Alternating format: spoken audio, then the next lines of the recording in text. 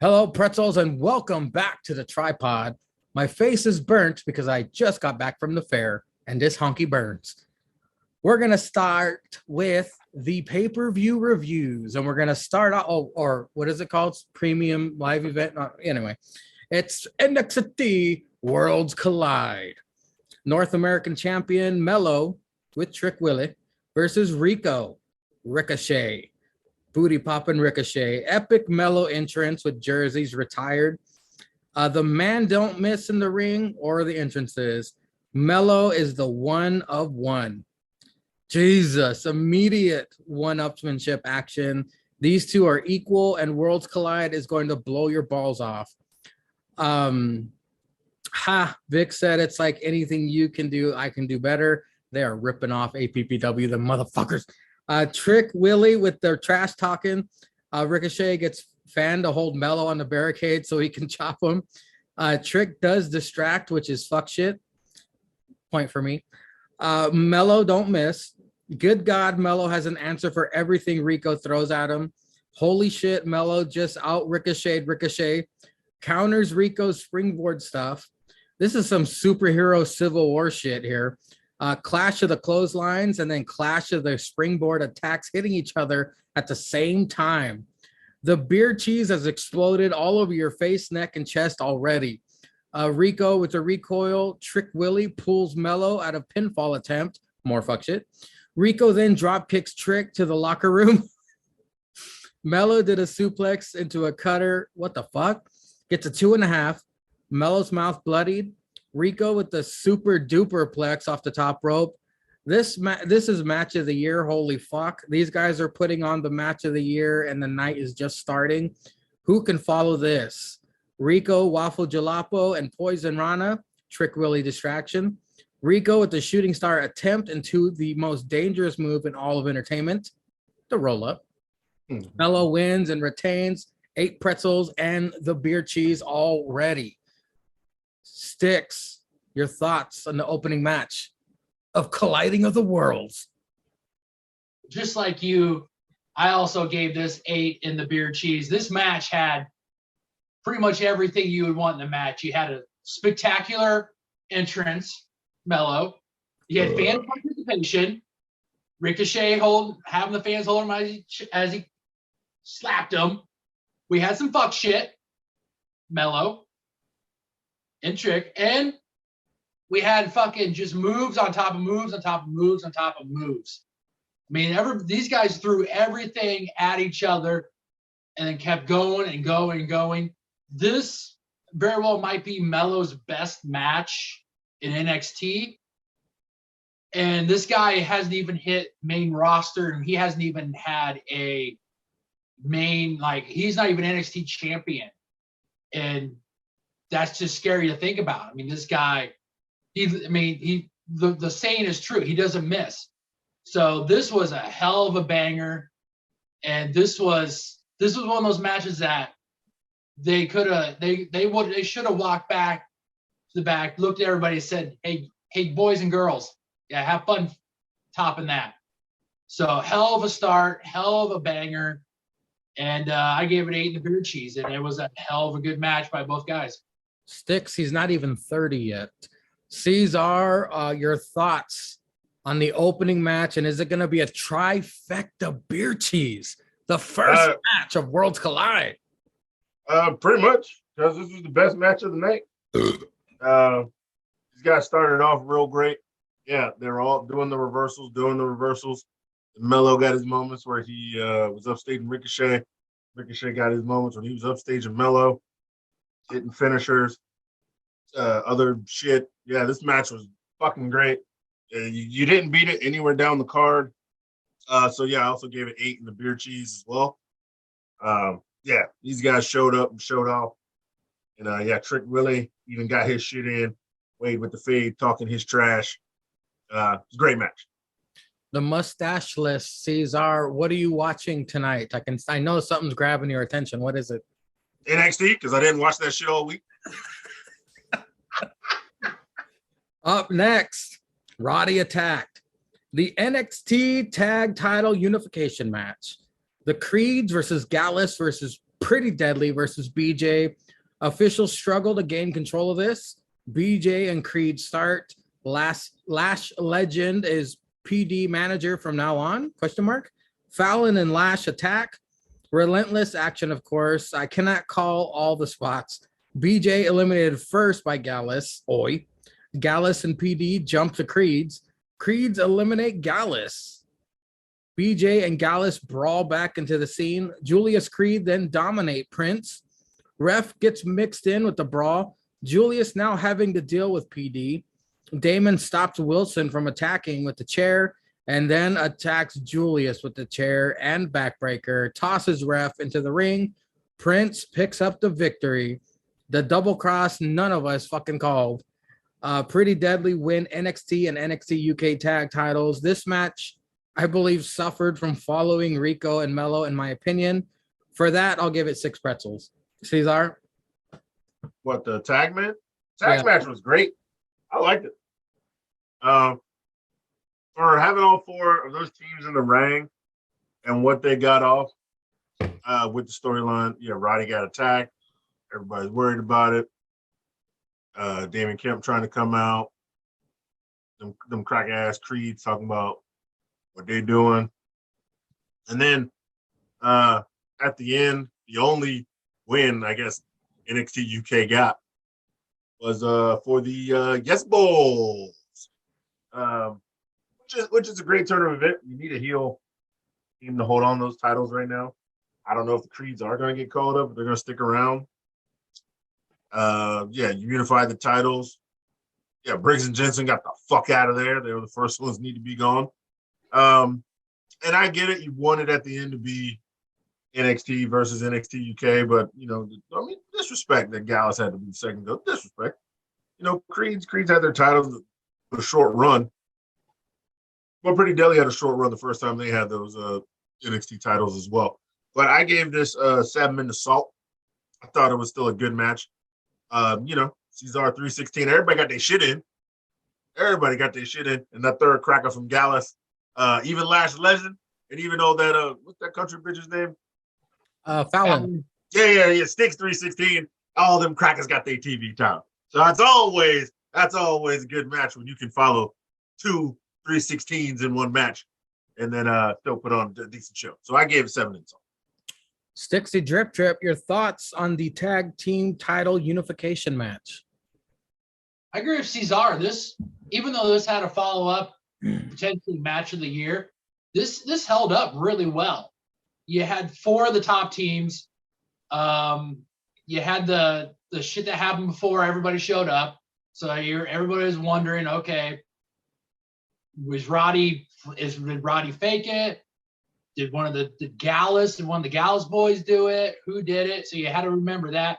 You had, of course, we all knew Briggs and Jensen weren't gonna win that, so that was really nice that they went ahead and got them out of there. And then the surprise to me is that they had, Gallus got taken out, and then the team that we I don't know if we all kind of didn't think was gonna win, but they even kind of talked about it on the Go Home show, how they weren't getting any respect going into Worlds Collide. And even though it took a surprise turncoat of Damon Kemp, Yes Boys end up winning. And I agree with Cesar on it. You need to have a heel group, either Gallus or Pretty Deadly win.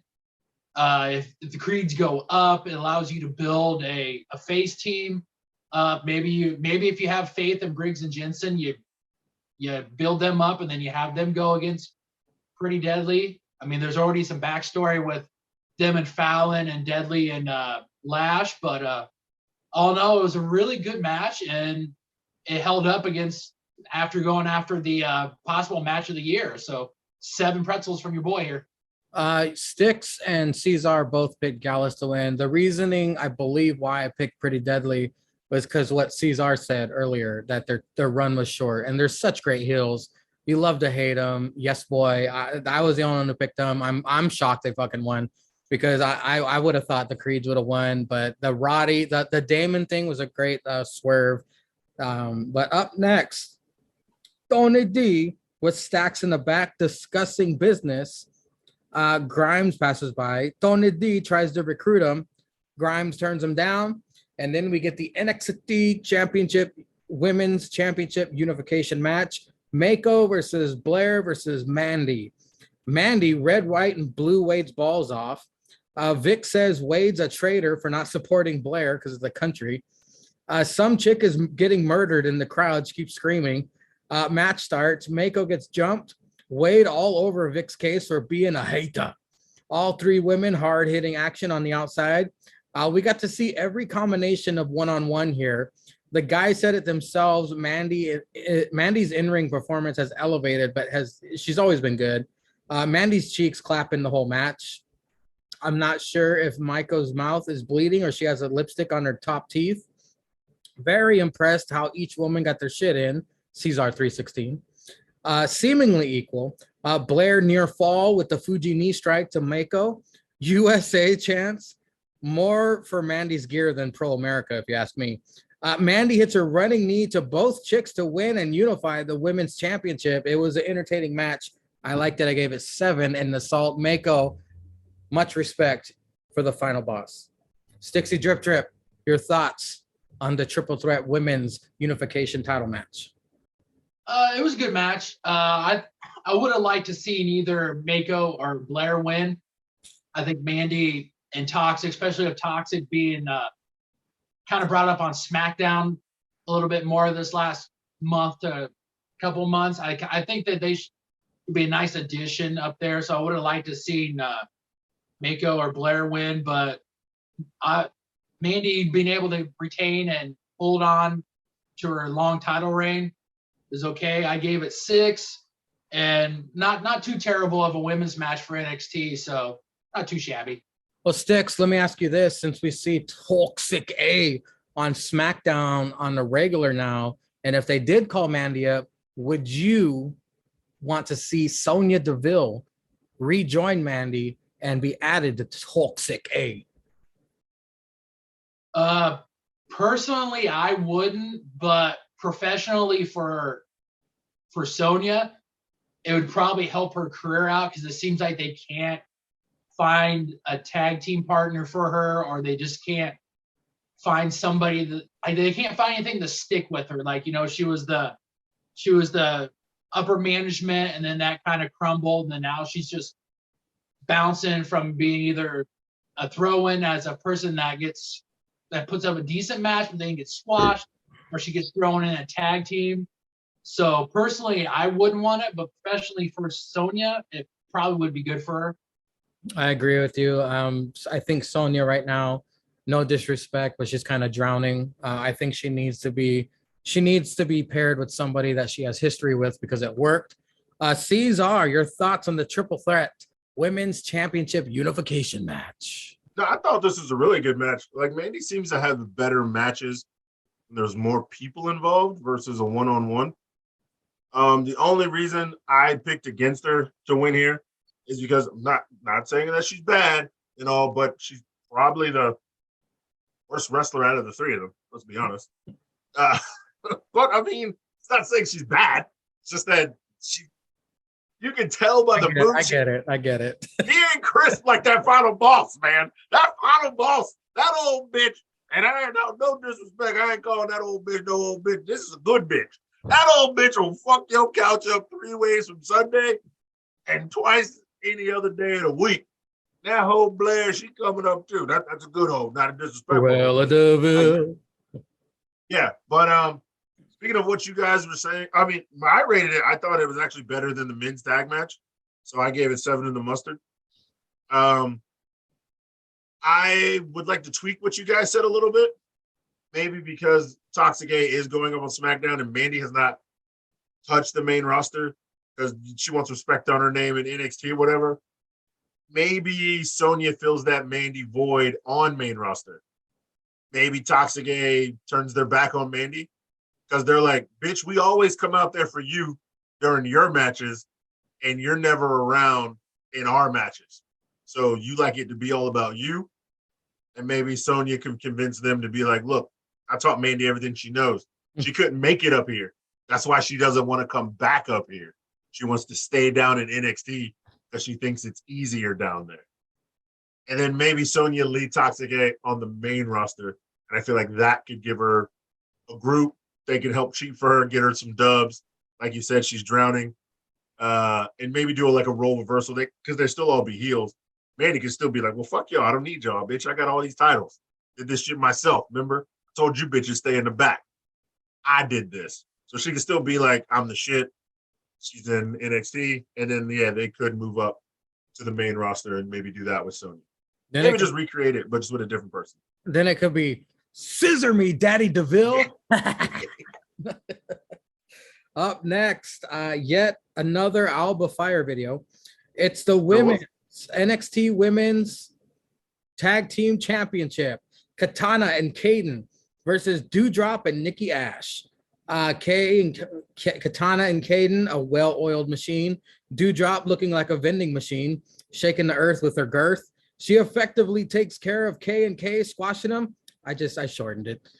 Nikki, crafty as ever, trapping Katana in the apron. Shout out to Finley. A boob flop and Nikki, special needs, dominate most of the match. It's a decent match. The crowd is into it. And then we didn't call this either. Fucking Toxic A run out. Nikki fights him. Katana and Kaden take out Doudrop for the win. Damn, fuck shit ending. I gave this 5 pretzels. Cesar, your thoughts? I gave it 6. But yeah, it looked like they had no answer for Doudrop, and who does? It's a big bitch, man. That's heavyweight. That's heavyweight title of the world right there, man. That bitch got to fight Mike Tyson or something. You know what I'm saying? She got to start fighting dudes like Omos and shit. I mean, that bitch can flatten AJ Styles with a mean fart and an earthquake splash 8 days a week. You know what I'm saying?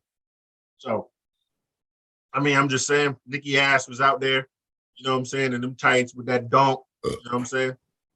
Drop a little tea in the butt, a little cookie. You know what I'm saying? You know, get you right and tight for the night. But yeah, we all knew what was gonna happen. Them titles won't go into SmackDown, Raw, whichever they on. And they had their little fuck shit on Monday, you know, behind the scenes and whatnot. And then yeah, K&K got that dub. They did that little flippy fuck shit. And they dancing in the ring. Casey was dreaming about maybe finger popping Ricochet's asshole because he's in town, cheating on her man and shit, you know, thinking about the good old days. The good old days, man, when it was just the black and gold, you could finger pop asshole, you know, and Trips was running the show.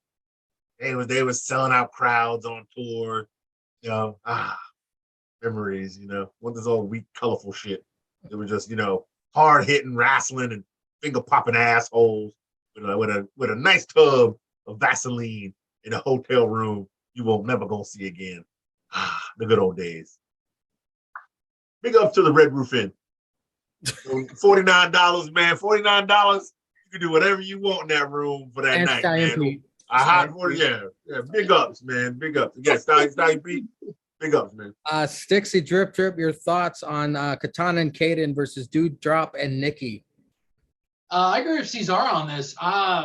Even though you knew Doudrop and Nikki didn't have a chance, I thought this was a really good opportunity for them to get some TV time to show that they are a good tag team together. Like, they are a legit good tag team together, but they don't get that much TV time on the main roster to show it. And this was a really good opportunity for fans to be able to see it and also see how good that K&K are as a tag team for NXT 2.0. So it was a good match. I gave it 6 and wasn't disappointed. Up next, Doodad and back with setup table, smiley pins on it. They talk to Grayson Waller. Kinsey swoops in to get interrupted. Kinsey swoops in to ask about Apollo. Grayson said his mom called him and said she was disgusted by him. Grayson said his mom can kiss his ass. The disrespect. The main event of Worlds Collide. He said it on Mother's Day. For the NXT Championship unification match, it was Jan Maker versus the big strong Oi, Tyler Bate. Tyler Bates' entrance starts with him walking down memory lane. I was like, oh, this dude's winning. Oh, this dude's winning. He's Fuck like, no. special Soon as they showed it, I was like, he lost. I was like, he lost. The crowd was very pro Tyler. Tyler, 2 belts, chance, both seemingly equal to the start. This is the closest thing we'll ever get to an HBK versus Goldberg match in our lifetime in their primes. Braun with his usual 3 moves. Bait lighten this fucker up. Braun reverses the bop and bait into a Fujiwara. Bait with the tornado Michinoku driver. Tyler driver 97 after a couple of counters, but that fucker Braun kicks out. Braun nails the gorilla press power slam. Tyler gets his foot on the rope. I was like, yes, there's still hope. There's still hope. Tyler does his unique rebound off the ropes right into a Braun spear. Braun unifies the championships. Fuck you. Tyler hands Braun the belts. They hug. Just for Tyler. Big ups to Tyler Bate. I gave it 7 pretzels just for Tyler alone. But Sticks, your thoughts on the main events of Worlds Collide? Just like you, I gave it 7, and I also gave it 7 just for the big, strong boy. United States, you just saw what NXT UK has had overseas, over the pond for the last couple of years. This guy, this boy is the guy. And like we had all talked about, and even as I was watching this, I think they missed the opportunity to do this with him. Like you could have had him become the champion, have a nice little run, get Europe up and running, have him show up over there as NXT champion, and then maybe even, depending on if you want to run it back with Braun, have them do it over there for a NXT Europe premium live event. And then if you want Braun, have Braun win it, then have him bring him back over, and then you let Europe run right off the floor. But all in all, 7, and 7 only because of Tyler, and the LeBron breaker phase of this has got to be getting ready to be over with. I mean, if we're still talking about him this time next year, then my God, what is going on? The cross-eyed kid needs to go up to upper management and get some creative ideas from his boy Trips about this. Don't you do it. Shut your ass. Cesar, your main event, our big strong Oi. He fell short, but what'd you think of the match? Yeah, this shit was some trash. We all know Tyler Driver should have won. As soon as this cracker was walking down memory lane and looking at it, I was like, oh, this is an L. This is an L fucking walking. Yeah, he's going, oh, you're first and the last NXT champion, blah, blah, blah. I was like, oh, this is some fucking horse shit trash. The Braun Breaker's going to win. I don't want to watch this shit. But I watched it. And just like y'all, I gave it 7 just for Tyler Driver. Tyler Driver made this fucking match. I mean, I ain't never seen nobody carry somebody in a match this hard since Darby Allin wrestled CM Trash in Chicago a year ago and carried his old decrepit bitch ass that whole fucking match. Okay? I mean, goddamn, Tyler Driver's so good. My only thing is, if the wrestling czar would have not got injured and he would have been NXT champion going into this match, I don't think LeBron Breaker would have won. I think they would have put it on the Czar and LeBron would probably be heading up. Oh, Dragunov? Yeah, Dragunov, because Dragunov didn't get a long run. And then they're doing NXT Europe. And Dragunov toiled at that company the way Tyler did. I feel like if this was Dragunov versus Braun, he'd have chopped Braun out of his boots. And I feel like they would have had Dragunov go over. But because Tyler already gets the accolade of first and last, I feel like that's where they're like, oh man, look, we just get this shit Braun and really hype Braun up before we take him to main roster. Just like Styx was the final decent champion, Tyler Bate was the final NXT UK champion. Well, strap in, folks. We got some ATW. I don't know if Cesar watched all of it. I watched all of it. It took me 4 days. I believe you. I believe you. It took me I was ready to clown you in the chat because you were like, I ain't watching this shit. And then you were quiet that whole Sunday. Me and Styx suffered do the entire fucking thing, probably the same day. Bitch, I think suffered. so. It took me Yeah, 4 days. me and Sticks were talking back and forth about it. That's right. I fell asleep twice. I was drunk. Well, it's Sunday night, and you know what that means. A whole lot of our life is going to be wasted on this fucking pay-per-view. It's All Out. Ortiz and Ruby. Oh, I didn't even set it up. It's for the mixed. All right, I didn't watch any of the pre-show, so Ortiz and I'm Ruby picking hit Sammy with mule cart. It wasn't a golf cart. It was a mule. We have those at the schools. It was a mule cart. Ruby attacks Tay with a trash can for the mixed tag team championships. It was Tammy and Say versus Ortiz and Ruby Woodpecker.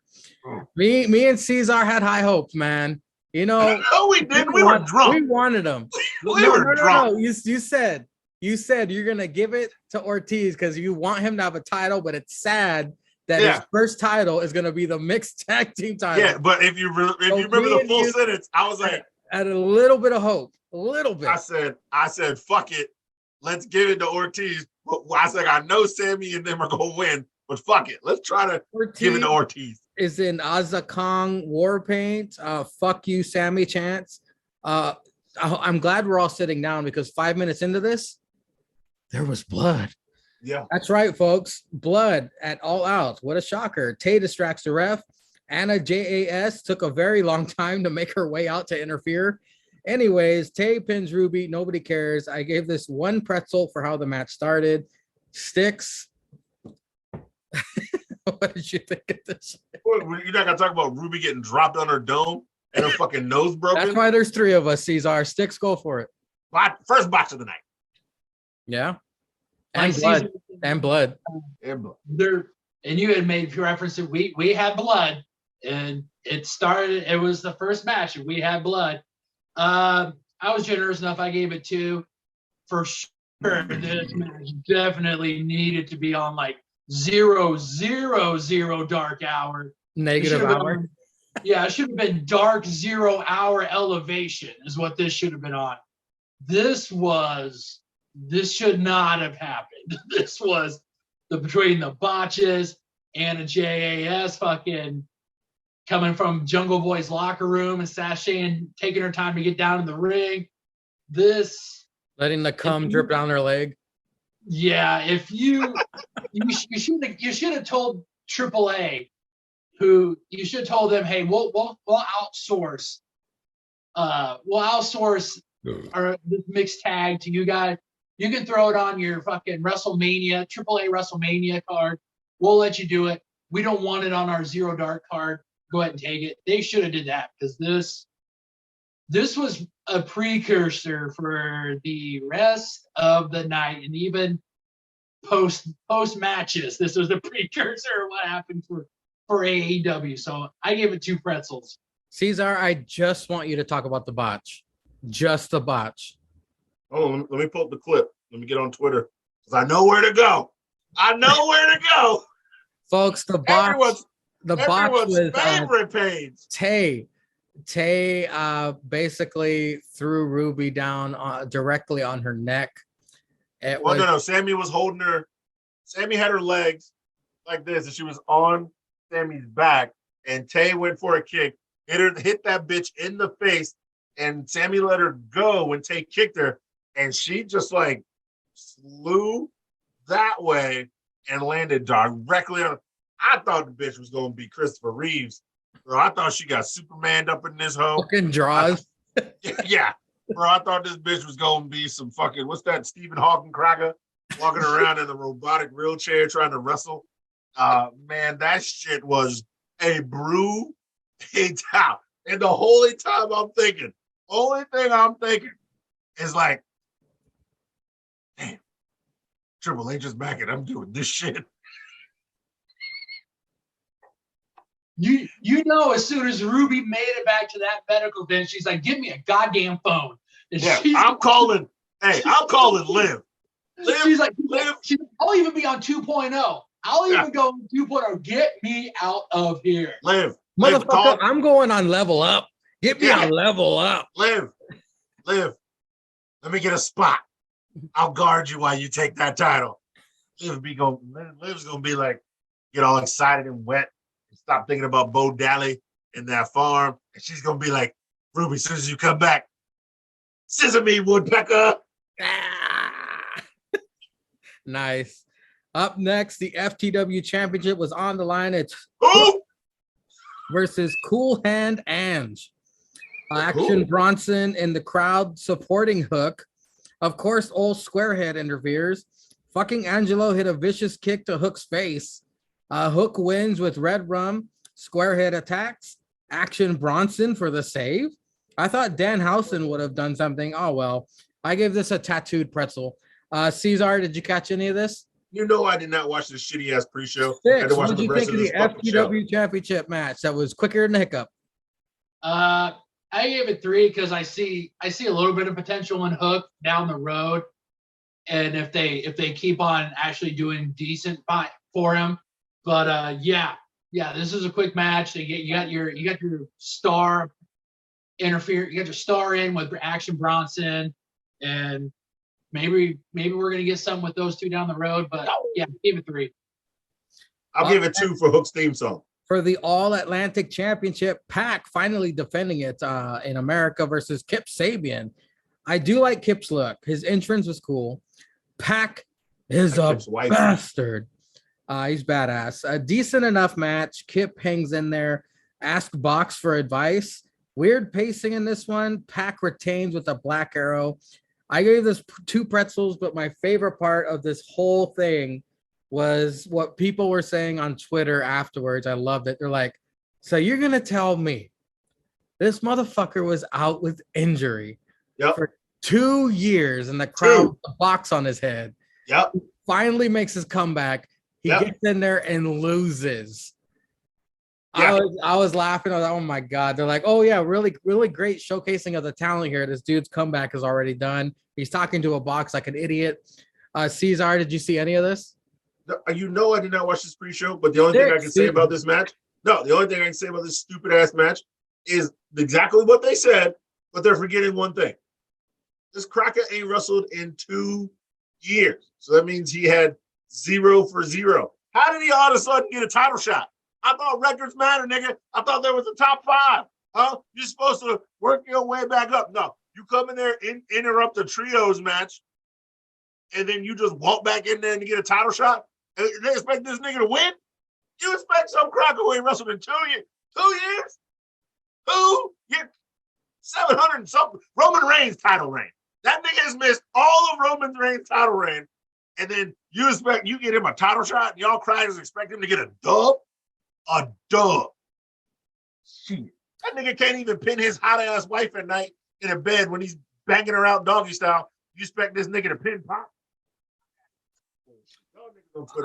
Well, the little stuff that happened afterwards is Tony interviewed Pac on stage. Orange Cassidy interrupts. Pac calls him a joke and tells him to get in the back of the line. And Kip is in the ring screaming at the box. Sticks, what did you think of this All Atlantic Championship match? I gave it 3. Pac came out, showed out, and we got little glimpses of what you could see with Kip Sabian. And I like how he stuck to the gimmick of him with the box, especially after the match.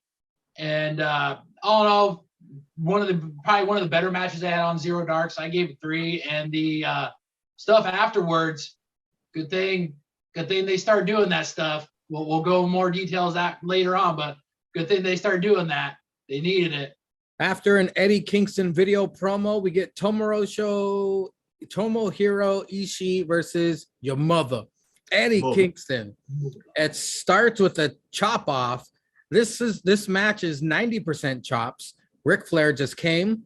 Then we get slaps. Eddie attempts a flatliner. He botched it. May have hurt his arm. Played possum. This match is kind of clunky. This is awesome, Chance. Okay. Ishii counters spinning back fist. At least the commentators are having fun. Mm-hmm. Ishii kicks out of the spinning back fist. Eddie wins with the Northern Lights bomb. Okay. I gave it 3 pretzels and the mustard because of Eddie, of course. Sticks. Wow. What did you think of this shit? I gave it 3 just because of Eddie and the fucking chop off that him and the Stone Pitbull had. So I'll just leave it at that. Cesar, did you hear anything? Eddie Kingston had a fight with some cracker he had a fight with. Actually, a fortune cookie. Now the show actually starts. It's the casino ladder match. It's Wheeler Yuta versus Phoenix to start. Roosh out next. Yuta could have ran up the ladder and won, but he took his sweet time, like Ricochet when Brock came out at Money in the Bank. Andrade out next. Instead of ending the match, with which Roosh and Andrade clearly could have done with ease, they choose to attack Phoenix and Yuta. Andrade with the sunset flip powerbomb to Yuta off the top of the ladder onto another ladder. Claudio out next. Again, instead of easily winning, Claudio tries to set up ladders into almost an X-like bridge, but fails. Dante out next. Dante high-flying hijinks. Penta out next. Murders Dante. Takes out Roosh. Kicks Dante's face off and backstabs Claudio. Destroyer to Andrade on the ladder bridge. Phoenix Frog splashes Roosh through table. Retribution out to fuck things up. One hooded dude gets Chip off the hook. It's Stokely. Stokely hands Chip to the Joker. The Joker wins? Wow, Twitter about to melt down. No reveal on the pay-per-view of the Joker? The previous guys just killed themselves for absolutely nothing. I gave this 2 pretzels for the Luchos. Cesar, what did you think of the opening match of All Out? Totally forgot to write notes on it. Sticks, what did you think of the open? No, Cesar, do you have any? I watched it. I just forgot to rate it. I'm going to give this. You know what? I'm going to be nice. No, I'm not going to be nice. I can't think of a funny joke with the number. So I'm going to give this a 3 for black ass monkeys because my man Stokely won and he climbed his black ass up the ladder and grabbed that shit. And all them crackers was wearing black instead of wearing white like some Ku Klux Klan shit. They was real hood niggas with hoods and black shit on. There was really a bunch of crackers. And Stokely gave it to the Joker. So I'm going to give it a 3. Sticks, thoughts on the opening match of All Out? I gave it 3 also, but I only gave it 3 because of the crazy shit that the Lucha Bros did onto the ladder and the table and the intrigue of the Joker that we had. And also because we got fucking Stokely and fucking Den of Thieves coming in to get the fucking poker shit for the Joker. So I gave it 3. Now, I thought this was some Tony Skeet shit. I thought Tony Skeet was like, yeah, we're going to keep it a mystery. We're going to keep it a mystery who the devil is. That'll get people to tune in to Dynamite. But he didn't need to do that, folks. We will discuss further. But I digress. Up next, the Trios Tag Final. It's Hangman and Dark Order versus Kenny and the Cucks. Great intro by the Dapper Yapper. Kevin Nash's new favorite wrestler is Kenny Omega. Don Callis on commentary. Sportsmanship from Forehead Jackson and Hangman. Alcohol is kicking in. I was drinking, folks. Matt Cuck spits in Reynolds' face. The disrespect. Hungy and Reynolds take advantage of a distracted ref and stomp the shit out of Matt Cuck. Hangman stops him. Whoa. The crowd explodes when Kenny and Hangman come face to face. Ref keeps getting in the way. Is that the Cucks ref, the bald guy? This match turns into a shoe commercial. Thanks, Don. Johnny Hungy takes everyone out. There is so much insane action by all 6 men. The commentators make it a point to say Kenny is 100%. No, for real, folks. He's 100%. He's better than he's ever been. Sassafras. Super kick party from Cucks and Dark Order. The ref all of a sudden enforces the tag rules. Omega and Hangman go to war. Cucks hit BTE trigger on Hangman for a near fall. Johnny Hungy with a couple of near falls even counters the one-winged angel or the Stixie death drip machine. But Kenny gets the pin on Johnny Hungy after Hangman accidentally hits Hungy with the buckshot lariat to win. Kenny and Cucks first ever trio tag champions for 24 hours. But I digress. Sticks, your thoughts? The Trios Tag Final. I thought this was the best match in the card. This got my beer cheese. What? Yeah. What? Yeah. All right. Yeah. He's not wrong. I thought I liked the we got all the moves in Cesar 316, but I like the psychology of Hangman not wanting to, like, with him and Jackson, Matt with the lower back, then him with Kenny, the back and forth, like he still wanted to, like he was still carrying the commentary, basically saying that the last 2 weeks of when Kenny wore the compression shirt, the tape, and then the tape, and the taped up in the match, basically being a rouge to basically make people think that Kenny wasn't 100%. And then at the end, the buckshot lariat that missed, and the way Hangman showed that he, like, it really hurt him. Like, this was something, like, they even announced, even said it.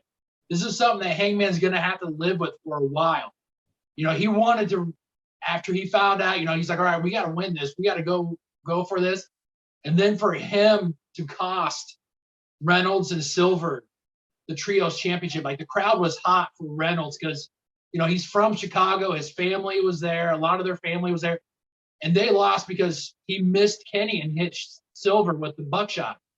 So, but I liked all that stuff. I thought the moves, obviously with the Bucks and Omega, whenever all three of them are in there, you're going to get moves galore. And that's something that I like watching. So I gave it 7 in the beer cheese for me. It's okay. There's 3 of us. We all have different opinions, and different opinions can be wrong. Cesar, what'd you think of the trios tag final here? I know you're not saying that. I digress. I'm not going to bring that up. I'm going to get sensitive and hot again. Go fuck yourself. Going to get hot again. Yeah, I thought this was a good match too. I just thought the wrong people were in it. But I digress. Yes, it was all a ruse. Yeah, that cracker Dan Callis on the mic. He needs to keep his punk ass up there. He keeps it hot up there. Look at them shoes. Yeah, look at them shoes. Come on, JR. They even zoomed in on him. The cameraman zoomed in on the fucking shoes. Yeah, on the fucking shoes, man. When he was on commentary for Impact, when it was him on there, that's when Impact was good, because the commentary that he had for that, especially when him and Sami Callihan were kind of at odds, the back and forth they had, it was really good. So I hope that they continue having him on the mic on AEW. Was he on commentary with D'Lo? I can't remember. I don't think he was. I forget. There was him and Josh Matthews, I want to believe, before Josh took off to be Mr. Dad while, Madison Reigns bringing home the big payday. Sorry, Cesar. No, but yeah, this is a really good match. Yeah, everybody got their shit in, especially my man Hungy. He got his real shit in. I told Jim Crackers was going to lose. I don't know why you made me pick him, Mangria. Get the fuck out of here. It was 3 MVPs versus 1 MVP and a group where half them niggas didn't even make it to year 3. They all got fired in the last 6 months. Probably because CM trash. R.I.P. Colt Cabana. And number 5. And a J Sheila. And Stallion Pete. Always start. Anyway, and then RIP to Angels, because not Angel, who's the other cracker? He got injured in this match. So if it ain't a botch, the bearded cracker from Chicago. Reynolds. Oh, Reynolds, yeah. Reynolds, yeah, man, RIP to whatever you fucked up. RIP, man. It's fucking company, bro. You ain't hurt, you watch it. Yeah, I thought it was a good match. I gave it 7. I didn't give it the beer cheese, but I gave it 7. It's a real good match. I have saved my beer cheese for. You just said he ain't wrong. It was the best wrestling. No, it was the best wrestling of the card. It was the best. So technically, it was the best. But it was the best wrestling of the card, but it wasn't the best match of the card. This was the best. Okay. I'll agree with that. Yeah, this was the best wrestling. Okay. It wasn't the best match. We all know what the best what's match. coming made me go from 6 to midnight. You'll see. No, this wasn't the best match. You'll know when the best match happened. Up next is for the TBS Championship. This was match of the night. Jesus fucking Christ. It's that bitch. Jade Cargill versus Athena. Hey, Mangria, cut the shit. Hey, what'd I do? No. Athena with new whack-ass Christmas light kitchen wings. Yep. Jade, she hulked up, breaks through Jerry Springer foam brick wall. Yep. Jade with the baddies. Athena looking like Starlight hits the Eclipse for a quick win in typical ATW style. The baddies took too long to pull Athena out of the ring, by the way. The ref even hesitated, like, are you going to pull her out or not? Box number 3. Athena murders baddie. Forgot that hoe's name. Not to call no bitch no hoe. The crowd. She dressed like a hoe. The crowd kinda into it. Little quiet, confused. Anyways, Jaded for the win and retain. I gave this a pretzel queef. Caesar, what'd you think of this TBS match? Yeah, Jade looked like half green. I've seen better bitches look green with the new TikTok filter She-Hulk on TikTok. And I'm just saying, some of them hoes, and all disrespect, because you on TikTok, you a hoe. I'm saying you in your bikini trying to look green, looking like a thot. And if I see it on my FYP, let's be honest, you hoeing. Them hoes look good, but somehow them hoes look better than green. I can't call it. I don't know what it is. Maybe because it reminds me of money. I think them hoes have money. I think that's what it is. Shout out to your background. See, I picked the green one. I told you I picked the green one. Just see, Caesar makes money. I get views on Sunday Night Ski. APPW goes down the toilet, and I got to come back and save this shit brand like I always do and lead it. Not the prominence. Not the prominence. I got to lead that bitch back up to the mountaintop where the gods are. That's what I have to do. That's why this shit gets a 2, because it was some trash. I think I took a shit longer than this whole match. And this match was like a squash. Could put this shit on Rampage where I wouldn't have seen it anyway.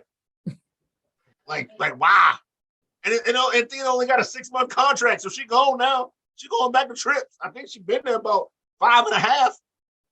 Because Tony don't like them niggers. He only give him 6 months contract. You got a fucking ex-champion with a great finisher. Now she calls that shit the O-face. That's what you do the first time you see that shit. You're like, oh, damn. This may smell like cat piss, but that's a hell of a finisher. Now her 6-month ass is gone. She's back on the road, crawling back to trips, and that cracker with the slanted eye. You know what I'm saying? He can't see straight, so he probably put an extra O in her contract. Or an extra, 1 on her contract, thinking he going to get that bitch 24 months. He done gave her 240 because this nigga got the slanted eye. He can't see it right. You know what I'm saying? Looking like a white Forrest Whitaker with the slanted eye. He out here. So, yeah, I gave it 2. And I kept it moving. Sticks, your thoughts on this horrific match that just reflects on the entire division? Now, answer me if I'm doing this right. I'm gonna give this the salt dandruff. Should that be the right for that? Okay. I just want to say this. When Jade came down, they said she was green because she's money. They didn't say that she was painted green because of She-Hulk. They said she had a She-Hulk costume on. That's what She-Hulk wears in the comics. Yeah, but they said she was green. She was painted green because she's money. So, hey, announcers, do your fucking research, okay? Your boys in the tripod would have known that a mile away without being told. You guys need to do your research. Welcome to 2022, you fucks. I expected Excalibur's goofy mask-ridden ass to read a comic book. He looked like he seen pussy in 38 years. He feel like he should have some comic books. He's about to be raped by Regal. Give him a break. Well, you know what? He is scared of his butthole every night. But I mean, I figured a comic would comfort his mask-wearing ass. Sticks, final thoughts? Yeah, no, just salt damage. Up next, Marvez outside interviews a bitch walking Larry, his pimp with them, Ace. This is before what happened, by the way. I wrote this shit. All right. Who was a pimp? Who was a bitch walking Larry? PG Puss. Oh, okay. I don't know his turn- real name. I don't care Turns about it. this into an ad like he running for mayor of Chicago. And then we get, I was gonna say Million Calorie Man. What is that? I skipped every interview backstage, by the way, so I don't know. Oh, what Motor City Machine Guns. Oh. Motor Nigga said City it looked like Machine Million Guns Calorie Man. Yeah. and Jay Lethal versus Wardlow and FTR. Whoa. Fight like an 8-year-old brat. Uncle Dax brings out Great his shirt. girl. Great shirt. There is no fucking way FTR is not winning this. Lethal spits on Wardlow. Okay. I kept an eye on Wardlow's facials. It's very funny how much he emotes. It's not a bad thing. I'm giving him props. It's the details, folks. Sabin impressive. Tony is annoyed with Sanjay. Cash rocked Shelly with the lariat. Looks like they are giving this match some time. A lot of the matches have seemed quicker, which is a good thing. The Motor City Machine Guns target Cash's legs. Lethal with the figure 4. Woo! Wardlow murders everybody. Worst Khali clocks Wardlow in the head. Lethal hits a double lethal injection on FTR. Wardlow power bombs Lethal. The symphony begins. 4 power bombs later, Wardlow gets the pin. I gave it 6 pretzels with the salt. Sanjay, Worst Khali, and Motor City Machine Guns and Lethal surround the ring. And then we get Samoa Joe comes out. A brawl ensues. They single out Sanjay in the ring. Finley comes out. That's Dax's daughter, not the. Sorry, I'm watching the game. The man, the man who loves the fight with a gap in his teeth. With a gap. Dax knocks out Sanjay. Finley gets the pin. Sticks, what did you think? Your boys, the Motor City Machine Guns, did they show up, or what did you think of it? I gave this 6 just basically because of them. Ladies and gentlemen, the greatest tag team in Impact history. To many, not to yours truly, but to many. You like the North. You damn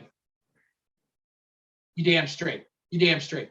But you saw what the Motor City Machine Guns can do, and this is what many Impact fans have seen for years. So I was glad they were able to get the platform that they did for this, and that's the reason why I gave it 6, and that's how I'm going to leave it. Thoughts on Samoa Joe? Surprise? Dude got busted open on what did he do? I mean, did he headbutt somebody or what? All of a sudden they pan to him, and he's got a little freaking look like a pinprick on his big fat nose, and blood is coming down. I was like, what did you do? And he signed a contract with AEW, so there had to be blood. There hadn't been blood in like 38 minutes. So leave that to Moxley. I mean, come on, Moxley bleeds. That was like 4 hours away. Sticks. They can't have that much time in between blood. It's 4 hours away from now. When you started the show with blood, I mean, shit. Yeah, you got to keep that shit going to make people think it's real. Well, I mean, FTR are living legends, so you couldn't have at least one of them bleed a little bit. I mean, they're the guys that love wrestling, so you couldn't have them show a little bit of crimson. Didn't need to have. Man, they don't blade, man. They don't blade. Sticks, can I see your shirt? All ego, baby. Oh shit. Cesar, your thoughts on this so obvious outcome? Matt? Yeah, I gave it 6 as well. I'm hoping the Motor City Machine Guns show up more. Maybe they fight FTR for those ROH titles so they can actually, defend the fucking title. But yeah, we all knew who was shit. Well, folks, and no, I don't care about Samoa Joe. Folks, so a little controversial that I picked against our boy here, but something told me something bad was going to happen, but I didn't think it was going to be this bad. Our boy, Absolute. No. Our boy. It ain't your boy. It ain't your boy. It's our boy. Versus P2H. Wow. Stark's looking like a fucking rock star. Sprints to the ring like a bat out of hell. P2H takes control fast. Mocks Stark's pose. Targets Ricky's neck. Starks nails an incredible tornado DDT. P2H spine busters the life out of Starks for the win. I gave this 4 pretzels just for Ricky's look in this fucking All Out. But my God, I was shocked. I don't know if they're doing it for time. I don't know if they're like, hey, Mox and Punk, they're gonna need more time because Punk is winded. He's in his dressing room warming up. He got winded. He just come on, just rush it. I don't know what's happening here. But Cesar, your thoughts? My God, Starks being destroyed by P2H. I mean, P2H, he's not bad, Yeah. but to do our boy like this, my God. Our boy, it ain't your boy. Ugh. It ain't your boy. Don't be sour because you didn't get the point. Don't be sour. No, I'm not sorry. What do you think of this? Against What do him. you think of this squash match that P2H? You picked against him. Yeah, because I was right, but what do you think of this match? You still pick? Oh, so you gonna pick against the doctor now? No. No, yeah. Like I started this by saying I knew something bad was gonna happen. I knew it. There was something. There was something in the air. I knew something bad was gonna happen, so I had to get the point. You picked so Dark Order against for 3 P2H. MVPs, but you don't pick Ricky Stark. I voted for P2H, like I said, because I knew something bad was gonna happen. But do you have thoughts on this, or should I move on? No, I mean it was a squash, and I hate squashes. It was dumb. Did you rate it? Yeah, I gave it 5 pretzels. 5. Damn. All right, Sticks. What do you think of this squash match? I gave it 4 for Ricky. And that's all I'm gonna say. Can I ask you guys what you think's gonna happen? Like, where do we go from here? What, like, is this just a bigger? Oh, that's right. Someone's injured, right? Aren't one of them injured? Is Starks injured? He could be. I think I read something about someone was injured. That's why they cut this so short. I don't know, because Taz was trying to play it off as like he shouldn't have wrestled QT Marshall on Rampage, and so therefore he wasn't like fresh enough to go into this match or some shit. But if he's injured, he's injured. I hope that's the case, because other than that, this was fucked up. I hope that's not the case, because they wrestled for like 8 minutes. Like if you were going to squash him, just squash him before he can get out of the ring and heal up. It was shocking to me. Up next, the AEW Tag Team Champions, Swerve in Our Glory versus The Acclaim, baby. No, just say what it is. It was 4 slaves fighting in the ring because Tony Khan is a motherfucker, and that's why Stang is undefeated in his bullshit ass company. JR is out for this one. Listen. Oh God.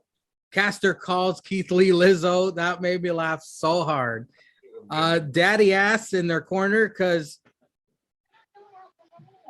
everyone loves The Acclaimed.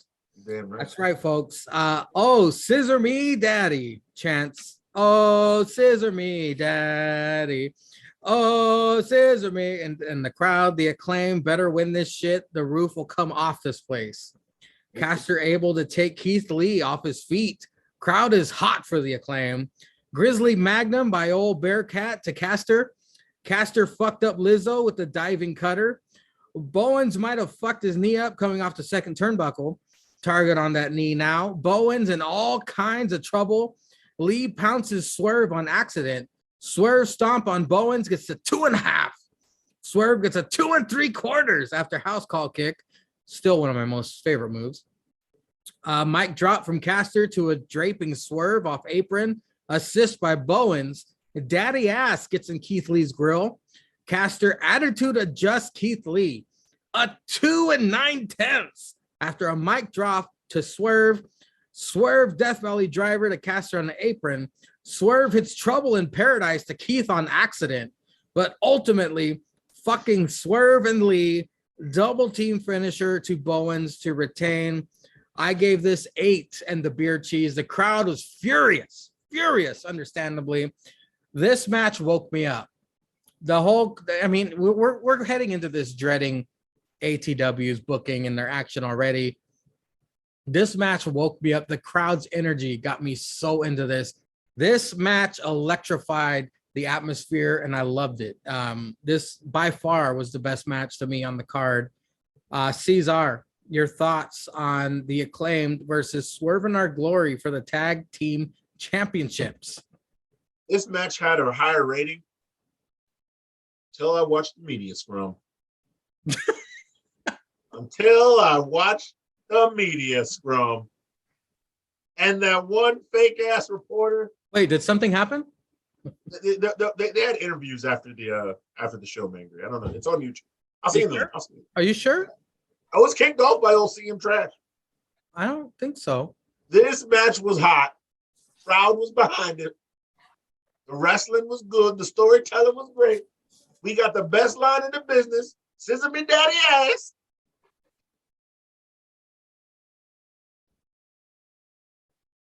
And then Swerve in Our Glory won. They won. Should they have won? They could have won. Sure. Fine. Shouldn't have, really? Should they have won? No. No. Because the roof was ready to be blown off that place if them Sizzle boys would have got the duck. And I'll tell you what, Swerve had that great line in that promo because he said Swerve in Our Glory is built on rock, gravel, and stone. And last time I checked, rock beats scissor. That was a fucking fantastic line to have in a promo before heading out. But the roof was ready to be on that place. And then in the media scrum. What wasn't the audible call? Why wasn't the audible call? I mean, if the crowd is hot, the crowd is behind it, and they want to see it. You can always have a rematch at this bullshit show they're having in 2 weeks. They're having a rematch anyway, so which is bullshit. Why wouldn't you call the audible now? Swerve got all hot about it, like he's a black ass CM trash. We mean call the audible. We win it. Blah, blah, blah, blah, blah. Won't need no rematch. Back in the line, ho. So I gave this shit a 6. I gave it a 6, and that's minus 2 points. Minus 2 points to TK for not calling the audible and giving me what I want. You're supposed to be different. You didn't call the audible, but you're having a rematch 2 weeks later, and now we know what's going to happen at the rematch because he's got to give the people what they want. It's one of the lines in your fucking show. No, wait a minute. You're basing your rating after what happened afterwards. You're supposed to give your rating That's in still the part moment. of the pay-per-view. In That the is still moment. part of the pay-per-view. That's still part of the pay-per-view. No, that doesn't. Still No, part of the pay-per-view. that doesn't make any sense. That doesn't make any sense. No, it does. It does make sense. In the moment, right after the match ends, pretzel rating, boom. Not because of what happened afterwards. You see these pay-per-views, and the tripod suffers because we don't do an immediate reaction podcast like right after the fucking event. I think had we done this immediately after, you would think different because I still gave something else my beer cheese. I still gave something else my beer cheese. I didn't say this the media scrum your beer cheese. This deserved. The media scrum was not my beer cheese. I gave something else my beer cheese.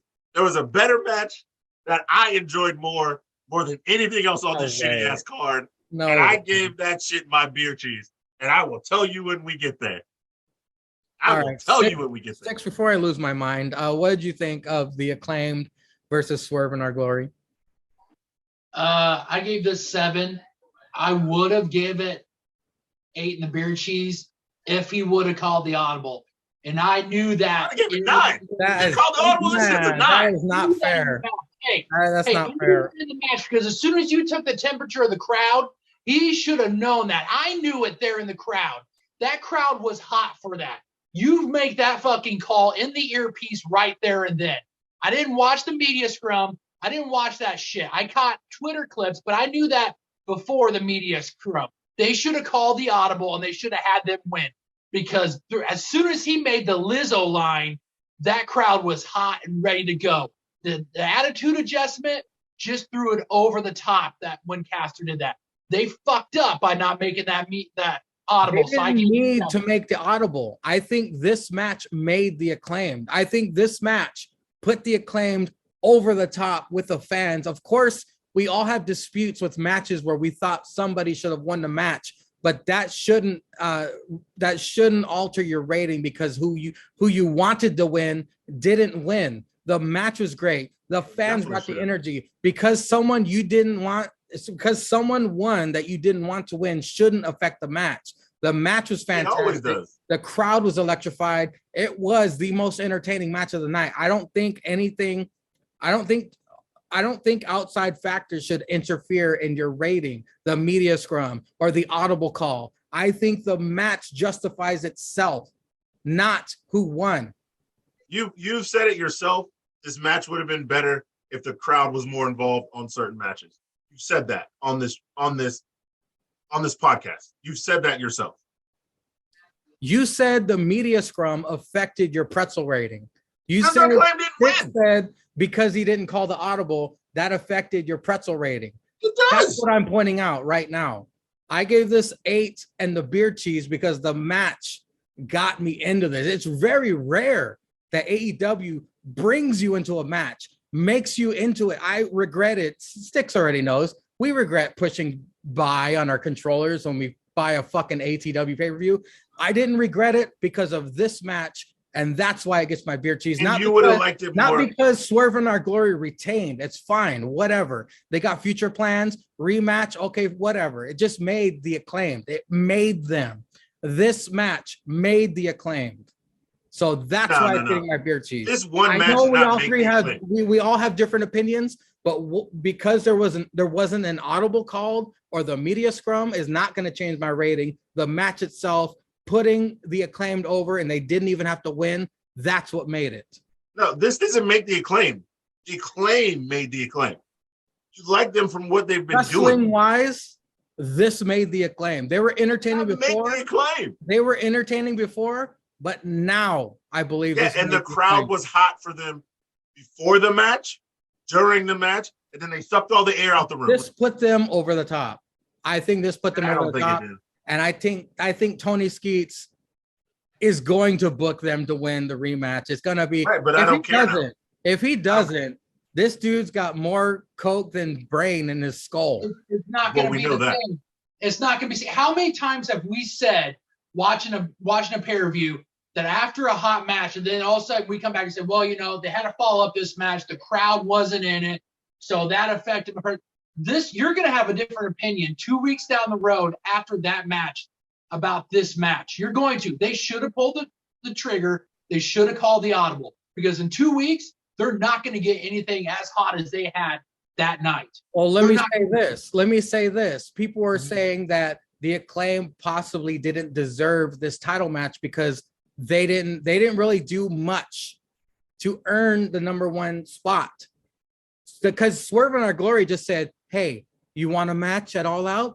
Let's do it. And then the Acclaim's like, hey, we don't need to be handed anything. We earned everything.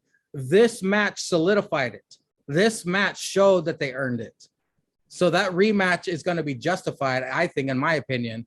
And the fact that they're the most winningest tag team in AEW might have deserved it. If you ask me, I think Tony Skeets, cokehead booking, he's probably going to have fucking Swerve and Our Glory turn on each other, and that's how the Acclaim's going to win. So of course it's probably going to ruin the victory of the Acclaim. Yeah, it's fuck shit.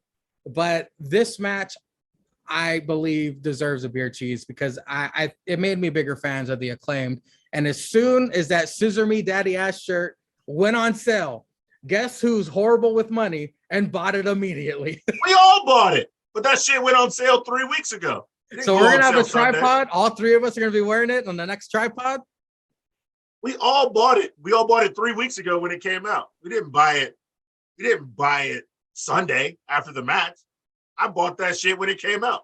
Up next, we have Interim's Women's Championship match. Shida versus Booty Storm versus the Doctor versus Hater. The crowd loving them some Hater. Shida botches. Same thing. Submissions aplenty from the ladies. How much Asian pussy do you think Omega has smashed? Hater has small titties, but that ass though. Shida botches Kip up. Rebel, not Reba, gets in between Booty and Shida and gets some double tit butted. The Doctor curb stomps Shida on the stage. Good. Hater strangles Booty Storm with something. The clash of Hater and Doctor gotta be coming up. Shida returns with kendo sticks. How original. After a Falcon Arrow, Shida pins Hater with a handful of A-cup. Hater with a tombstone grabs Booty Storm's B-cups for a pin attempt. Hater with a ripcord lariat gets a 2.5 on Shida because the Doctor pulls ref out. Storm Zero to Hater by Tony, but the Doctor tries to steal it.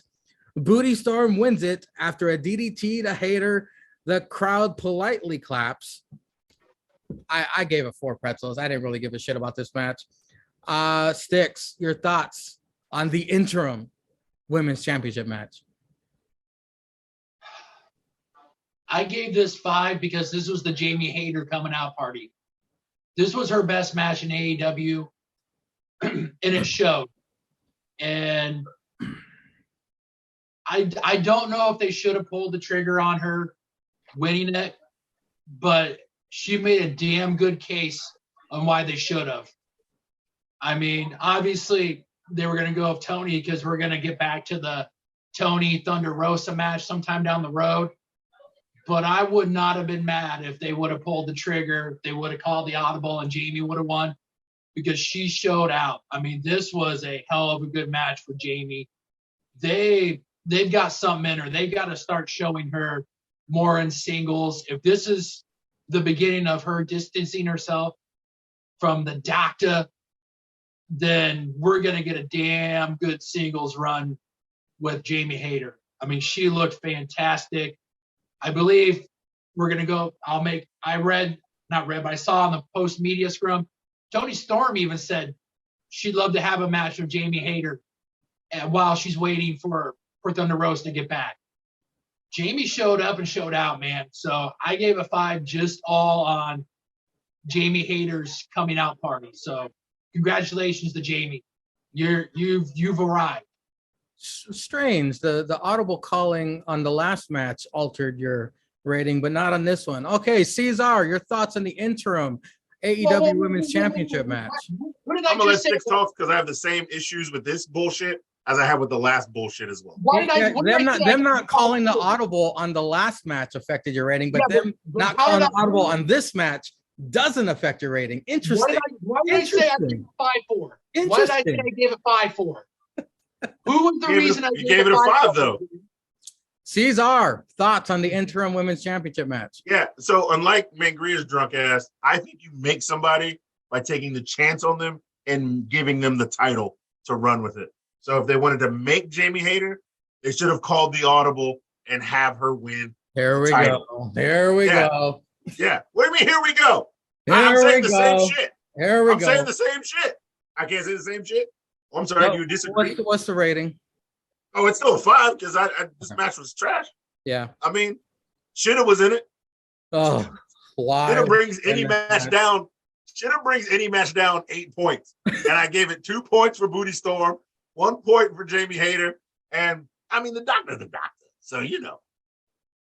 But no, I also think they should have called the audible because the crowd was not in this match. The crowd was not in it at all. Only for Hayter. Yes. Only for Hayter. So if you wanted to bring the crowd back to life after you disappointed them in the last match, you gotta call the audible on this one and bring them back in it. Because that's the only way. Like, if the crowd would have got acclaimed in Jamie Hayter this night, they'd have been trending up. It would have been, the crowd would have been in it. They'd have kept going up. It wouldn't have been like, oh, then seeing this match with shit in it and be like, man, I gotta go take a piss. This is some dog shit. And then be like, oh, Jamie Hayter doing something. Okay, maybe they will change their odds. You know, we all know Tony Storm was supposed to be Thunder Rosa, but you know, blah blah blah. Then Jamie Hayter wins it over the doctor, and then you go into that program because obviously the doctor would be jealous that Jamie won, and then you go into that program. It's a great program to go into. Instead of just having them fight with no title on the line, you have Jamie Hayter be like, "No, bitch, I earned it this time. Like it was every woman for themselves. You try to cheat me out, but I actually won this shit."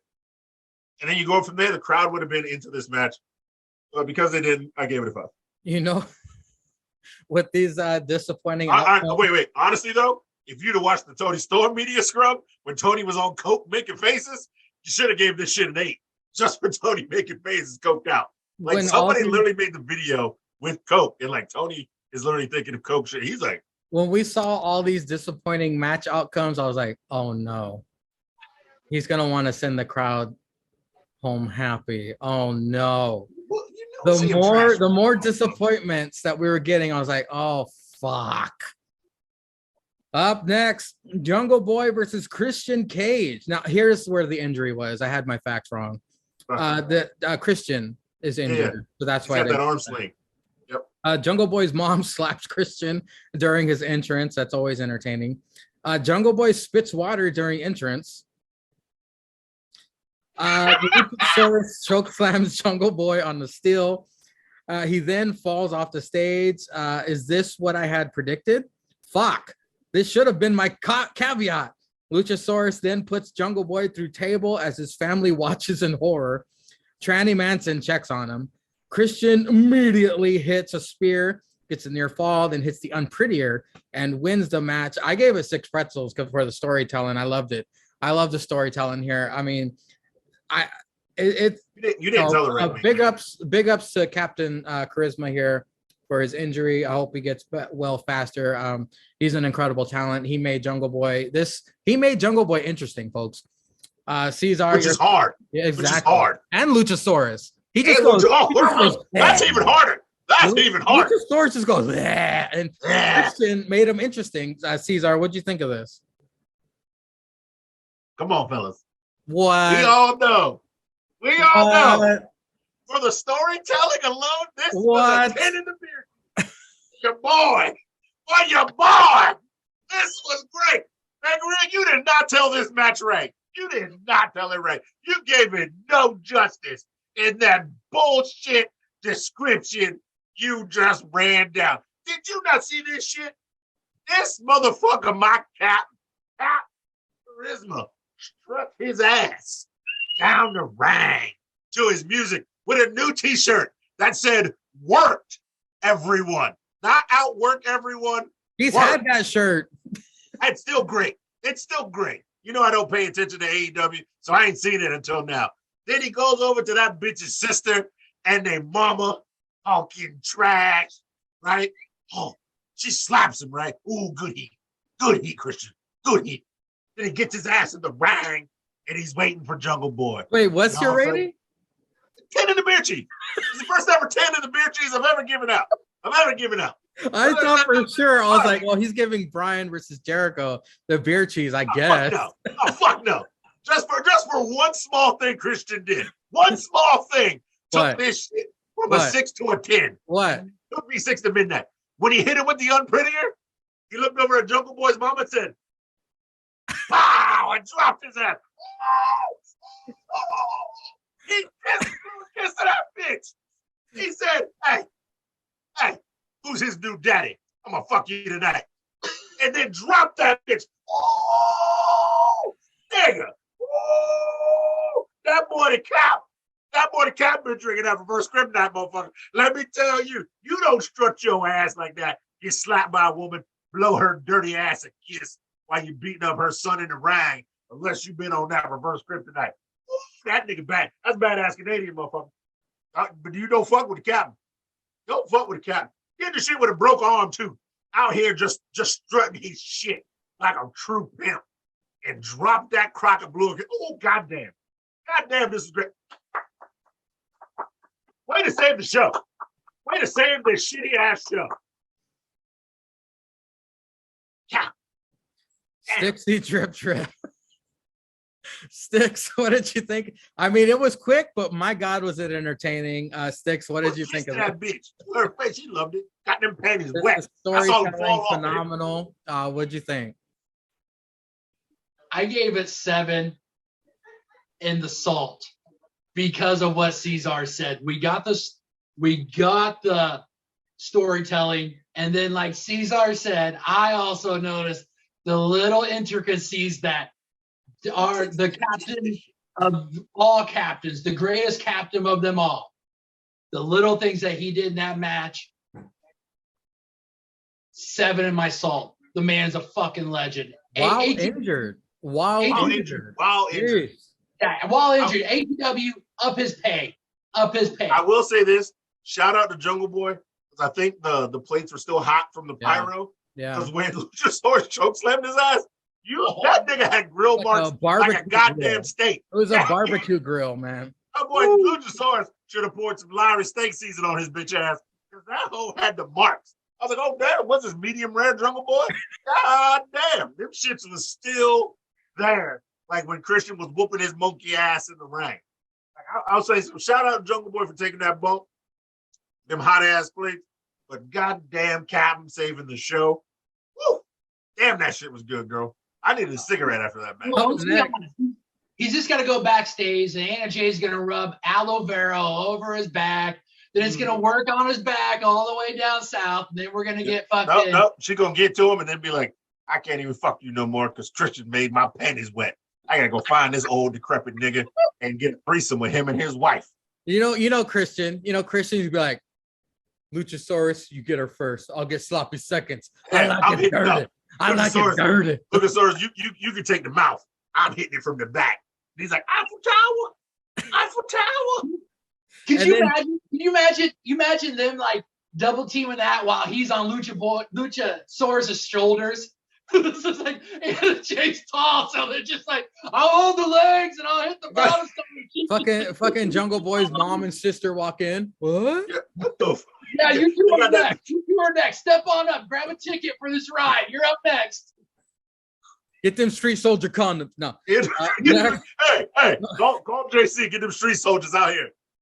Up next is Bryan Danielson versus Jericho. Caesar's beer cheese match. No, it's holy shit. It's a dude who sings Bryan's song. Yeah, I thought it was a woman who sung his song. That sounds like a dude. Hella sounded like a chick. Looks like a Backstreet Boy. Played out to the ring. He gonna lose. Danny Garcia watches from backstage. Bryan's trunks already bleeding. I can tell already this gonna be good. Jericho flipping off the crowd and slapping Bryan, chopping the fuck out of Bryan. Oh yeah, Regal on commentary. I didn't catch the sexual harassment he did to Excalibur this time. Great technical wrestling match. You want entertainment? Bryan then proceeds to swivel the hip, showing off his vegan bulge. Jericho is really trying to piss off Bryan, slapping him around. By this point in the match, Jericho struggles to keep his Spanx up. He tugs at them more than Ronda picks out her front wedgie. Jericho hits a tombstone and a lion salt for a near fall. He even punched Bryan. Sign that guy, JR says. Goat stomps and label lock from Bryan. Jericho reverses into the walls, to which Bryan reverses into triangle. Jericho gets the rope and guillotine to escape. Bryan with the 2.5 with a running knee. Cattle mutilation. I'm going to slur that word up. Locked in, but Jericho turns it around. Gets it in again, but Jericho gets to the ropes. Low blow by Jericho. Judas effect. Jericho wins. Danny Garcia about to cry and write in his diary. This is a great match. I liked it. I enjoyed it a lot. I gave it 7 pretzels with the salt. Sticks, your thoughts? I want to say Regal. I think he said, "Man in the mask. You're lucky there's people between us tonight. You're looking extra sexy or some shit like that." I want to say he got ratchet on this one. It got worse on Dynamite. Sticks, what'd you think? The American Dragon versus Lionheart. I gave the 6 and the mustard. This was a really good match. Them going back to Lionheart with Jericho going back seems to be bringing out a lot more of his wrestling as opposed to being a sports entertainer. Bryan Danielson, man, this guy's having really good matches. Him and Chris Jericho. I had, if there wasn't going to be outside interference, you knew this was going to be a good match, and it was. The fight over the custody of Danny Garcia, it was a good match. Jericho went back to the sports entertaining, low blow, Judas effect for the win. All in all, it was a good match. 6 in the mustard. Couldn't complain. Cesar, did the right man win? Honestly, yes. But he won in a dirty way, which still saves Bryan and which still gives Daniel Garcia the way to float in between. But yes, because look, let's be honest, Jericho's the only one who's been saying what he was going to do. Oh, Cesar, wait, Sticks, I'm sorry. Did you give it a rating? You said 6 in the... Oh, my bad.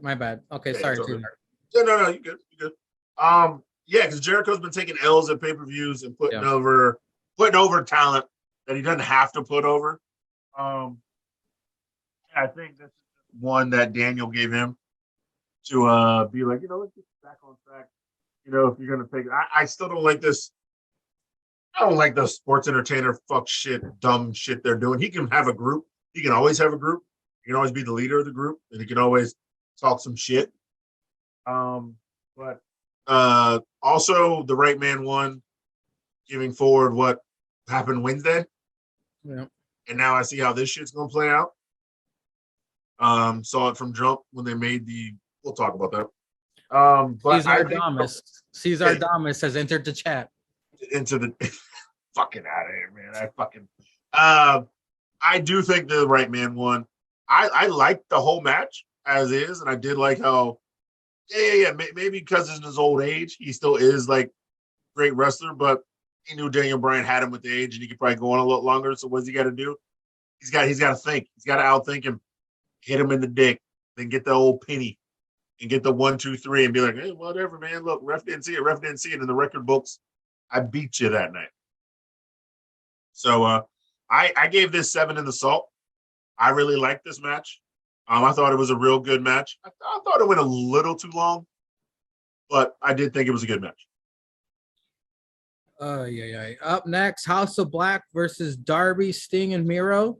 Wow, there's not a lot of notes here. I'd rather hear Shitta's theme on a loop than this shit. House of Black looking like Kiss with ridiculous face paint. Buddy Matthews back is scorched earth burnt.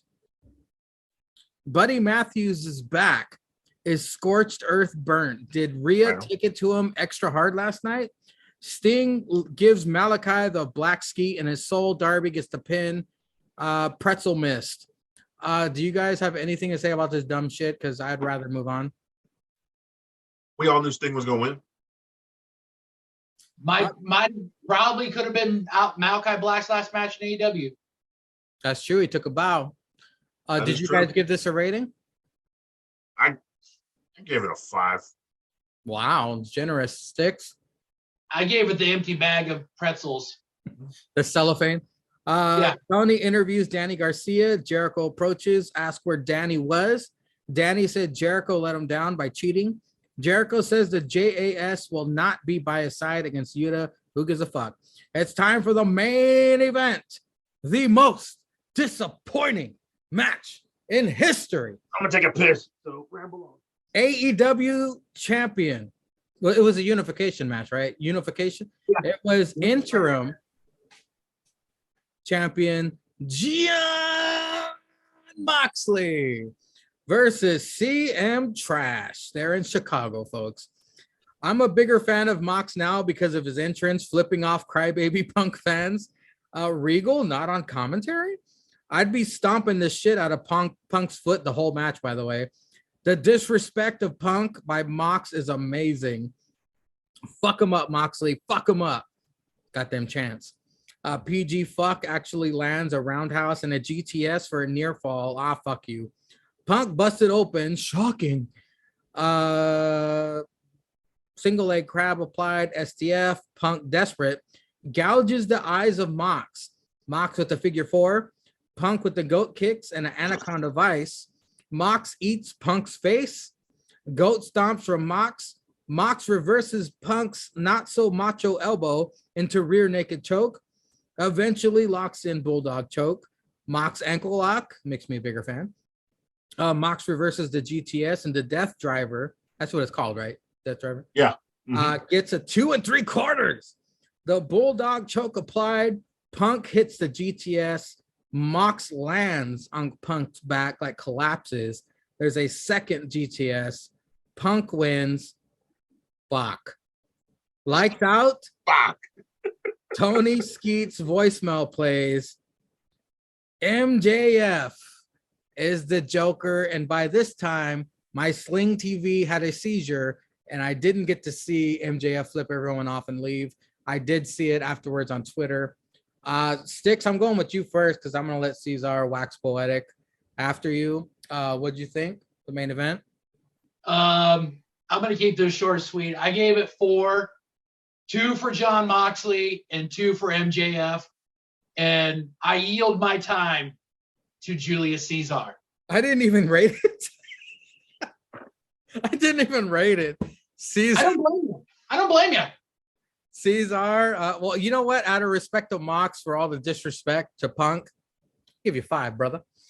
Cesar, what'd you think of the main event? Created a new term for this match. Oh no! Oh boy! The pissy mustard. This is what I gave this shit. Oh no! Sorry, the pissy beer cheese. This is some trash. This was utter trash. This trash was worse than the trash we saw when him and Moxley were a tag team and they wrestled FTR when the motherfucker was dead outside for fucking 3 minutes and 48 seconds after that crack had been hit with a steel bell and then dumped on his fucking head with a finisher and still kicked out at 2. So you mean to tell me this old decrepit 48-year-old bitch comes back, challenges the interim championship. No, they fight in the ring. Then all of a sudden there's a match next week and he throws the weakest kick ever, breaks his foot again because he had a foot injury. Then his old punk ass trainer, I don't know what the fuck his name is because he's a worthless piece of shit, comes out here, steals a contract. You got to fight. You got to fight for Chicago. You got to fight because you're CM Punk. And then your old decrepit ass signs the contract. Why didn't you have these bitches just fight for 3 weeks? Just argue and fight backstage and fight up the ramp and fight at the ice cream bar palace and get into a fight because Moxley got AJ and Renee in a nasty threesome in your bed in Chicago and you can't get no pussy because you got to take 8 blue chews just to get some shit, just to get your neck stiff. I mean, why can't you do some shit like that? And then just beat him at the fucking, pay-per-view. But no, you gotta fucking give this cracker the title so he's a 2-title champ. And then 13 days later, have him lose to the same old decrepit ass bitch who's been making old coked out Tony Skeets run his shit company into the ground. Nigga, it's been 365 days since Darby carried your 48-year-old ass in a match at All Out. And you have already gotten like 18 niggas fired, 4 motherfuckers renegotiating their contract. And at least, I don't know. And at least, Ember Poon has came and gone since your bitch ass has been there. And you have shit on the world title that Jericho and all of them made relevant. It's supposed to be the greatest prize in AEW history. John Moxley says that in every goddamn promo. This is my business. This is my wrestling business. This is my company. This is the greatest title in the world. Yet I'm going to share it with this dumb nigga like y'all done shared TNT title and made that shit. I mean, it's been what? Yeah, you had it. Can't fight. Interim championship. He beats you for it. 14 days later, he beats you for it. And then a day later, because your dumbass, this shit, Vacant won it. Finally Vacant. My boy. Nigga won 4 titles in one night. The same damn time. He's beat the best in the world. He's beat the best bout machine. And he's beat the one of the best tag teams in the world. Them crackers claim that shit. I don't claim that shit. Them crackers claim that shit. All because of some fuck shit about some cracker who is on top. Still complain. What you gotta be on top about when you're complaining? Why are you complaining when you're on top? You're on top. You got the coked out nigga in your pocket, firing people because you got beef with them and kicking niggas out the company and hiring all people from the company you hate into, like you said, your company because it's on your back, like you said, the first $1 million house built on my back. Niggas been 3 years. Them niggas was getting on fire for 2 years without your bitch ass. So I don't know what the fuck you talking about, nigga. I mean, really wind that shit back. Think about it. They was getting along fine before your dumb ass got involved. You see a man I don't hate no more. Man, I have no animosity again. He was running the show, and then he was like, who you about to hire? Hey, Trips. Hey, man, you got a spot for your boy? Yeah, man, my contract coming up, man, and I won't be here no more. They done got this one cracker. He's had the title for 38 days. He's a 3-time TNT champion, and I want to punch him in the face because he just has a punchable face. Nice guy, hot girlfriend. I want to punch him in the face. Plus, he likes to cheat on his wife. Spanish people, man, I don't know. They just do that shit. But you have a spot for your boy. Can I wrestle Nathaniel Rollins, please? And he made the call and he left. I mean, the nigga he had a whole TV show talking about how much he was in charge. Just who the fuck is really in charge? He was in charge. And he fucking left. That should say something. I mean, everybody knows the worst football team in the world is the Dallas Cowboys because of dumbass Jerry Jones, because he never wants to give up control. And every time you see that bitch-made nigga, Tony Skeets, it says AEW owner, AEW general manager, AEW showrunner, that long-ass title. You don't want to give up control, and you can't give control to that dumbass old bitch that was sitting next to you because he's just giving you that straight coat from Chirac, that good shit, and you're letting him run the show. Nigga, you wrestled in Baltimore on Wednesday, and they said the first time we've been in Baltimore. You've had 2 years of tour dates, because 1 year you was in Jacksonville. I'll give you that. 24 months, and you've never had one show in Baltimore in Buffalo? There's 52 weeks, nigga, in a year. So that means you've had 104 chances to go to Buffalo, and you failed every time. I don't get it. I don't want to have this asshole run your company. Fine. Your shit's going to be out quicker than WCW, and Trips is just going to be on top. So I pissed in the beer cheese. I threw that shit on the ground. There was no pretzels to be found. This was the dumbest match in history just because they had a match 2 weeks beforehand. And yeah, and one cracker won just because he wants to give money and have let's fucking go. Other than that, Cesar has no thoughts on the subject. Not a goddamn one.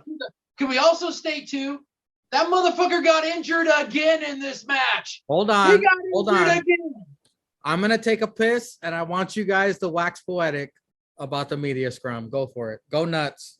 Well, Stick said he didn't watch it.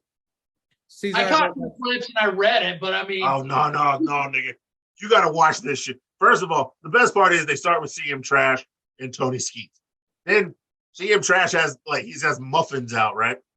He got muffins out. He accuses some reporter being friends with Colt Cabana. The reporters know, and he's like, oh, whatever. He talks about Colt for like 10 minutes, right? Oh, Colt borrowed money from him, and they were doing some other shit. And his bank account with his mama. All this fuck shit. Then he pulls out these bag of like waters or something, and there's like 8 of them, and he stacks all 8. And the whole time, Tony is trying to like be like, Tony's trying to be like, oh, I'm sorry, I should have said something. I was like, no, yeah, you don't have to say nothing. These wannabe reporters, bitch, it's a fucking wrestling media scrum. Nigga, this shit's fake, okay? We all know it's fake and scripted. It's fake, but it's not fake. What are you talking? Why are we having a media scrum? So first of all, he talks about how he hates everybody there. He's like, I'm wrestling fucking children. It's fucking children. He's like, I'm tired of having to deal with these children. He calls all the EVPs dumb. He calls Hangman like a fucking ignorant moron, no brain having dumb fuck. Hangman, he used dumb fuck like at least 8 times. Hangman Adam Page, like literally saying that. Just because Hangman's friends with Colt. Hangman thinks he got Colt fired from the company. I mean, I don't know if he got. I didn't even realize Colt was gone for a long time because nobody reported it. Like nobody reported. I thought I had read that he had a Ring of Honor contract. I thought he had just a specific one of those. See, nobody knows. Nobody knows it. So who cares? They go on for like a while, and then you just see Tony like every time he's talking shit about the EVPs, Tony's like, but he's not saying shit. He's not saying anything. I thought it looked like the life was slowly draining from Tony Khan. Like he literally saw, shit. This is what I did not want to have happen. Yeah. But the end of the shit, it was best because he talks all that shit, right? And somebody asked him a question about something else, completely different topic, right? CM Punk goes, oh wait, before I forget, talks about Colt Cabana for like 7 more minutes. So it was done and passed with. He brings it back up, but at the end he goes, and I've told everybody now, you have a fucking problem with me, come fucking see me. I'm here. You can come fucking see me.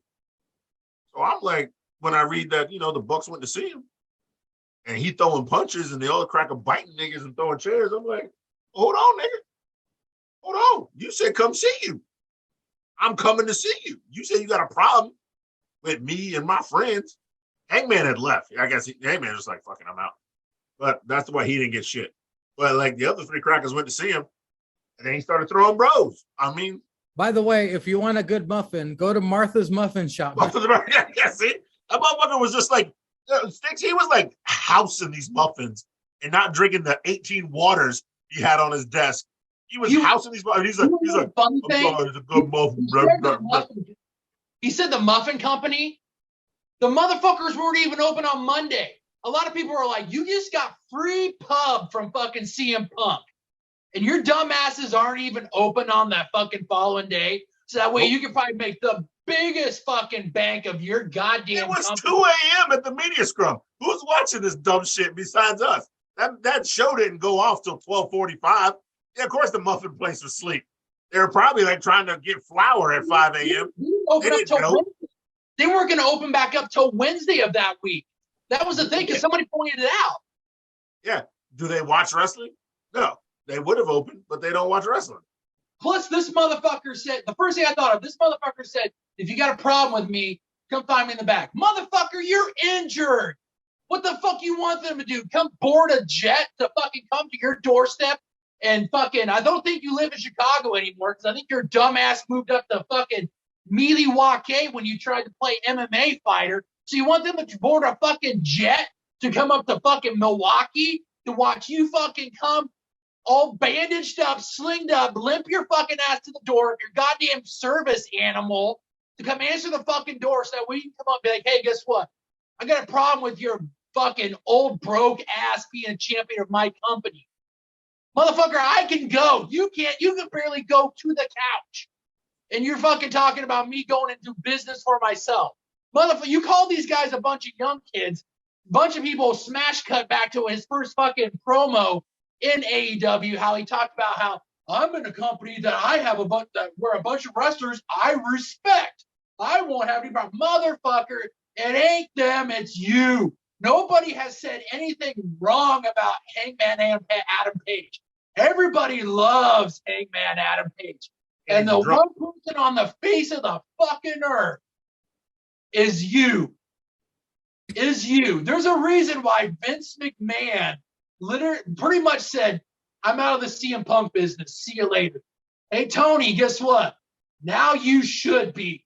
And hopefully between the end of that scrum and fucking 2 years from when it takes CM Punk to get healthy, hopefully you get a fucking good bump of coke that activates the last half a brain cell you have in your head. And you're just going to say, fuck it. I don't need this guy. Kenny and the Bucks, Hangman, I can get about 20 years out of all four of those guys combined, where I'm going to get one good year combined in one full non-injured year out of 5 years of him fucking showing up, leaving. Cut it, let him go. I don't give a fuck. Pay him his whole contract. Sign the check, say, have a nice life. Go be a fucking podcaster. Go write fucking books. Go be a shitty actor on fucking C-rated horror flicks that Chris Zank will probably say you suck in. Go do that. Go fucking do that. I do not want you on my fucking television screen for any kind of fucking wrestling. And I swear to God, Scott D'Amore, if you fucking even sniff that goddamn CM Punk tree, I will cut all ties with Impact. I will fucking be gone. Do not ever, no company, not even a fucking APPW doesn't even bring this motherfucker in. Because they fucking know, unless it's a complete squash match. Unless it's a squash match. He did get his ass whooped by a couple of people on APPW. He's got his ass whooped at least 2 times. Andy fucked this shit up. Back when Andy was good, and he was still secretly trying to fuck fat bitches. I don't know why that was his reason to be mad or whatever. Who don't like a fat bitch? More cushion for the pushing. He fucked this couch up one good time. Other than that, Styx has no thoughts on the subject. All I gotta say in this whole situation is, poor Larry. All right, folks, we are ending the predictions portion of the tripod. We will be right back with an episode, classic tripod review.